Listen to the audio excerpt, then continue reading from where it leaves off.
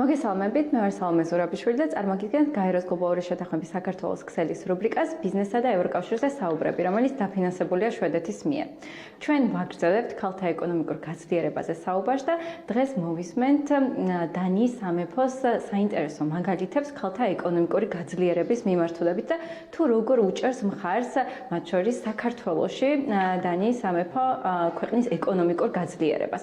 სკანდინავიის ქვეყნები გამოირჩევიან ქალთა ეკონომიკური აქტივობის მიმართულებით, გენდერული თანასწორობის სტანდარტების მიმართულებით, როგორც პოლიტიკის დონეზე, ისე ბიზნეს სექტორში. რა საქმიანობენ საქართველოს ბაზარზე დანიური კომპანიები, რა შეგვიძლია რომ ვისწავლოთ დანიისგან და როგორ დავნერგოთ ის პოლიტიკა, რომელიც ქალთა ეკონომიკურ გაძლიერებას უწყობს ხელს, ის საერთაშორისო საუკეთესო პრაქტიკა საქართველოში. ამაზე დღეს ჩვენ სტუმართან ერთად ვისაუბრებთ. ჩვენ დღეს ჩვენი სტუმარი და მათ შორის მასპინძელი არის დანიის სამეფოს ელჩი საქართველოში ანე ტოვთ-სორენსენი. მოდით შევხვდეთ ჩვენ სტუმარს. ქალბატონო ელჩო, მადლობას გიხდით, რომ დღეს მასპინძლობთ ჩვენს რუბრიკას საუბრები ბიზნესსა და ევროკავშირზე. ჩვენთვის ძალიან საინტერესოა მეტი მოვისმინოთ დანიის ხელისუფლებისა და დანიური კომპანიების პრაქტიკის, ასევე იმ საქმიანობის შესახებ, რომელსაც საქართველოში ქალთა ეკონომიკური გაძლიერების და გენდერული თანასწორობის მხარდასაჭერად ახორციელებს. მადლობა მოწვევისთვის. დანიის ელჩო, საქართველოში მხოლოდ 2 წლის წინ გავხსენით და მიხარია, რომ დღეს სწორედ აქ გმასპინძლობთ. საქართველოს და დანიას ხანგრძლივი დიპლომატიური ურთიერთობები აკავშირებს. როგორც აღნიშნეთ, საელჩომ მხოლოდ 2 წლის წინ გაიხსნა, რაც ძალიან მნიშვნელოვანი ნაბიჯი იყო დანიის სამეფოსა და საქართველოს შორის ურთიერთობების გაღრმავებისთვის. ჩემი პირველი შეკითხვა გენდერულ თანასწორობას ეხება. როგორც გლობალურად, ისე საქართველოში ქალთა ეკონომიკურ აქტივობასთან დაკავშირებით ბევრი გამოწვევაა.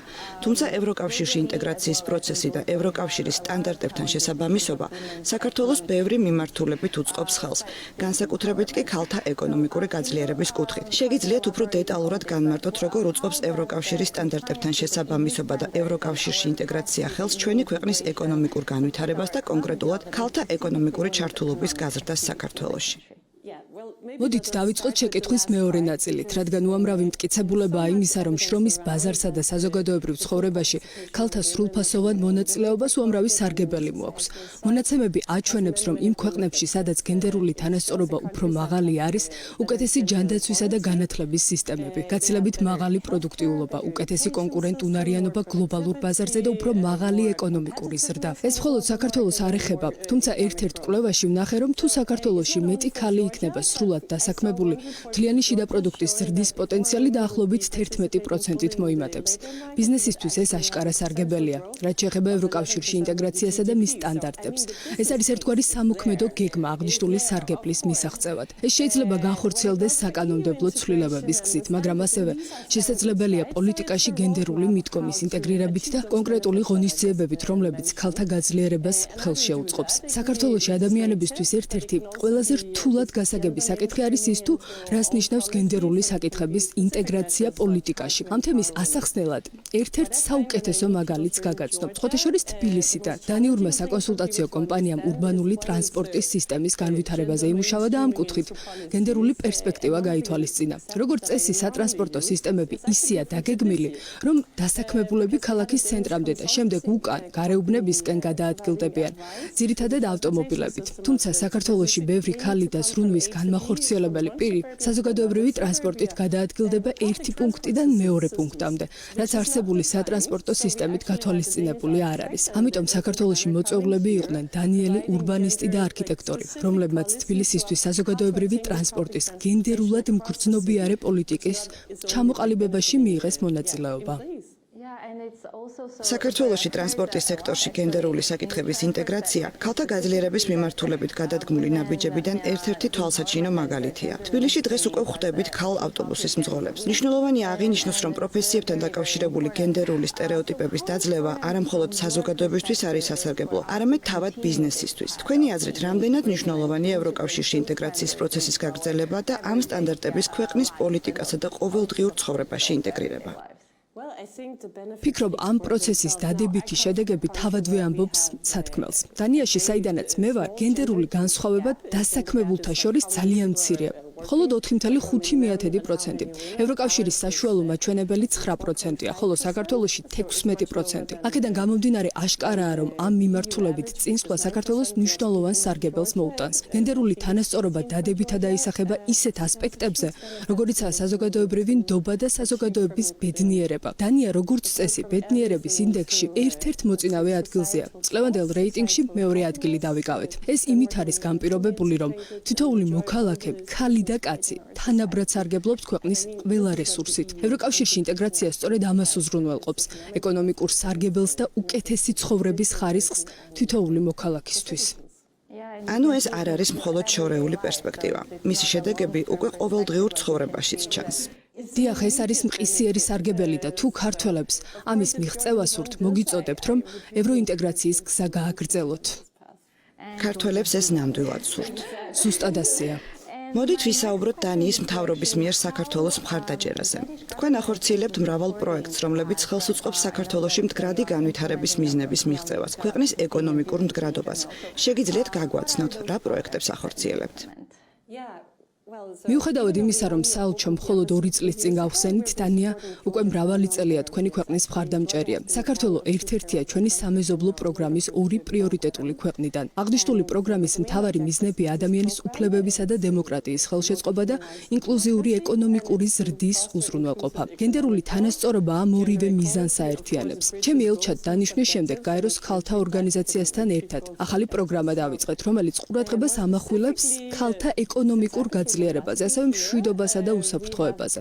მარტის თვეში გაეროს ქალთა ორგანიზაციამ შეთანხმება გააფორმა ბაზარ ორბელიანთან, რომელიც რეგიონებში მცხოვრებ მეწარმე ქალებს საკუთარი პროდუქციის გამოფენა გაყიდვისა და ტურისტებისთვის გაცნობის შესაძლებლობას უქმნის. ინიციატივის ფარგლებში დანია ქალების ტრანსპორტირებას უზრუნველყოფს. გარდა ამისა, ჩვენ მცირე გრანტებსაც გავცემთ. ამ თვეში 60 ქალი მეწარმე $2500 ოდენობის დაფინანსებას მიიღებს. გაეროს ქალთა ორგანიზაცია ასევე დაეხმარა მათ გადამზადებასა და ბიზნეს გეგმის შემუშავებაში. ვიმედოვნებ, რომ ახლა განხორციელების ეტაპზე ეს მცირე პროექტები სოფლების ეკონომიკურ განვითარებას შეუწყობს ხელს, გააძლიერებს ქალებს და დაეხმარება მათ შემოსავლის მიღებაში. ეს ძალიან მნიშვნელოვანია, განსაკუთრებით სტატისტიკის გათვალისწინებით. მსოფლიო ეკონომიკური ფორუმის მონაცემებით, საქართველოში ქალთა საკუთრებაში არსებული ბიზნესი რეგისტრირებული კომპანიების მხოლოდ დაახლოებით 15% შეადგენს. აქ საუბარია ისეთ კომპანიებზე, სადაც ქალები კომპანიის 50%-ზე მეტ წილს ფლობენ. ეს მაჩვენებელი ძალიან დაბალია. რა თქმა უნდა, თქვენ მიერ აღნიშნული პროგრამები დაეხმარება ქალებს თავიანთი კომპანიების განვითარებაში. ასევე მოტივაციას მისცემს იმ ქალებს, რომლებსაც ჯერ არ გადაუწყვეტიათ დაიწყონ თუ არა ბიზნესი, გახდნენ უფრო ეკონომიკურად აქტიურები. კარგი იქნება შევეხოთ დანიურ კომპანიებსაც. საქართველოს ბაზარზე დანიური კომპანიები აქტიურად არიან წარმოდგენილი და საქმიანობის ფარგლებში ხელს უწყობენ ევროკავშირის სტანდარტებსა და მდგრადობის პრინციპებთან შესაბამისობას. ისინი კორპორაციული მდგრადობის თვალსაზრისით მართლაც შესანიშნავ მაგალითებს გვაძლევენ. თუ შეგიძლიათ მოგვიყვეთ, რა პრაქტიკა აქვს დანიურ კომპანიებს საქართველოში ქალთა ეკონომიკური გაძლიერების კუთხით? სურს აღნიშნო ფოთში მდებარე APM ტერმინალსი. ეს ნიდერლანდებში დაფუძნებული კომპანიაა, თუმცა არის დანიური მარისკ ჯგუფის ნაწილი და საქართველოში ყველაზე დიდი დანიური ინვესტიცია. მათ ქალებისთვის ანაზღაურებადი სტაჟირებები დანერგეს, რადგან ცდილობენ წაახალისონ ქალები ისეთი პროფესიების დასაუფლებლად, რომლებიც ტრადიციულად ნაკლებად გავრცელებულია ქალთა შორის. ეს მხოლოდ საქართველოსთვის არ არის სპეციფიკური საკითხი. საზღვაო სფერო ზოგადად კაცებით დომინირებულია. ამიტომ ამ სტაჟირებების საშუალებით ქალებს ეძლევათ შესაძლებლობა გახდნენ მაგალითად ამწის ოპერატორები ან უსაფრთხოების ოფიცრები. ეს ნამდვილად მნიშვნელოვანი ნაბიჯია შუშის ჭერის დამცხრევისა და მაგალითის ჩვენებისთვის. გარდა ამისა, საქართველოში კიდევ ერთი დიდი დანიური კომპანია ოპერირებს, Novo Nordisk. ეს გლობალური ფარმაცევტული კომპანია, რომელიც ყოველწლიურად ახორციელებს ხელფასების გადახედვას კაცებისა და ქალებისთვის.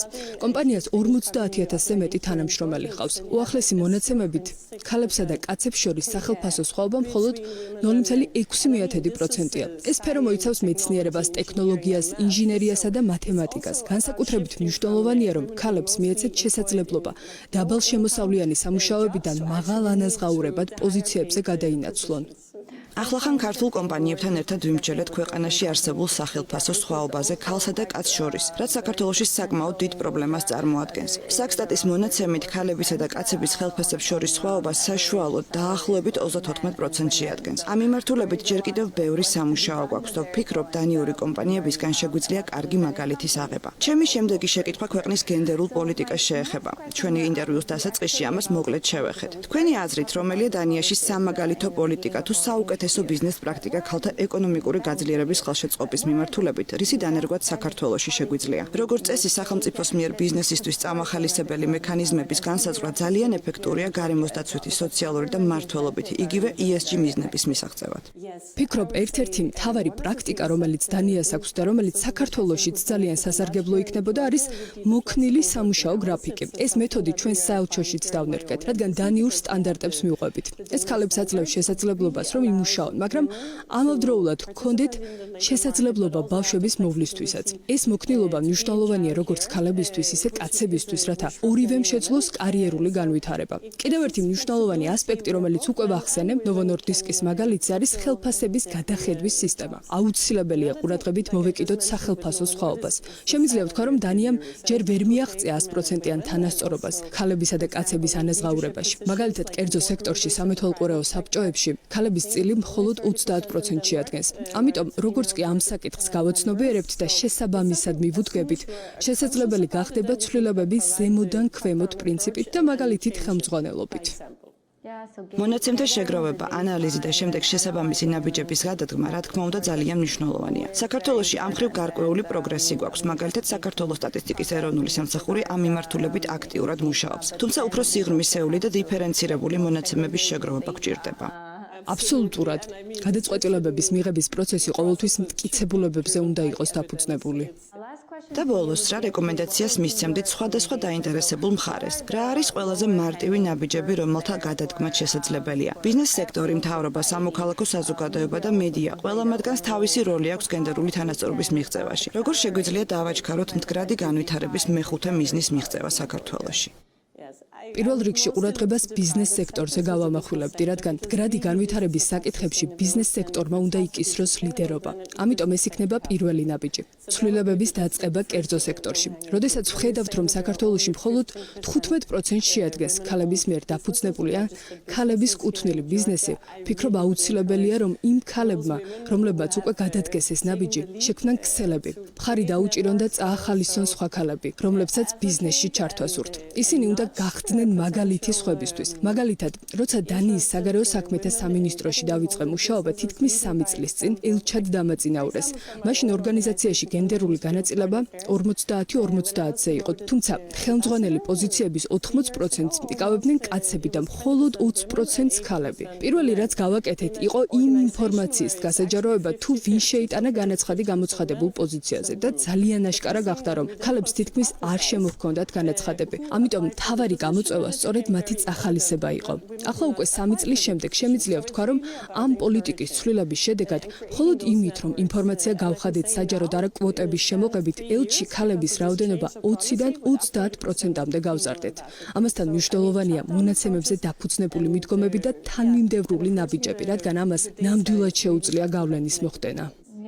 რა თქმა უნდა, პირველ რიგში მნიშვნელოვანია, რომ რეალურად დავინახოთ, სად ვდგავართ და ამის შესახებ კომუნიკაცია სწორად წარმართოთ. საქართველოში კომპანიები სულ უფრო აქტიურად აცნობენ საზოგადოებას საკუთარ პროგრესს, მათ შორის მდგრადობის მიმართულებითაც, რაც განსაკუთრებულ მნიშვნელობას იძენს ახალი რეგულაციების ფონზე. ასევე ევროკავშირის რეგულაციები, მათ შორის კორპორაციული მდგრადობის ანგარიშგების დირექტივა, რომელიც ჩვენთვისაც აქტუალური იქნება, ხელს შეუწყობს მეტ გამჭვირვალობას ბიზნეს სექტორში. იმედი მაქვს, რომ ეს კომპანიებს мотивაციას მისცემს გადადგან კონკრეტული ნაბიჯები გენდერული თანასწორობისა და მდგრადობის სხვა მიმართულებებში. დიდი მადლობა, რომ დღეს გვმასპინძლობდით. მადლობა ამ საინტერესო ინტერვიუსთვის. მადლობა საქართველოს მრავალმხრივი მხარდაჭერისთვის, მდგრადი განვითარების მიზნების მიღწევის ხელშეწყობისთვის და ჩვენი ქვეყნის ევროპული ინტეგრაციის პროცესში დახმარებისთვის. ეს ჩვენთვის განსაკუთრებით მნიშვნელოვანია. დიდი მადლობა. მოხარული ვარ, რომ გიმასპინძლეთ. Thank you. It was my pleasure. Thank you so much.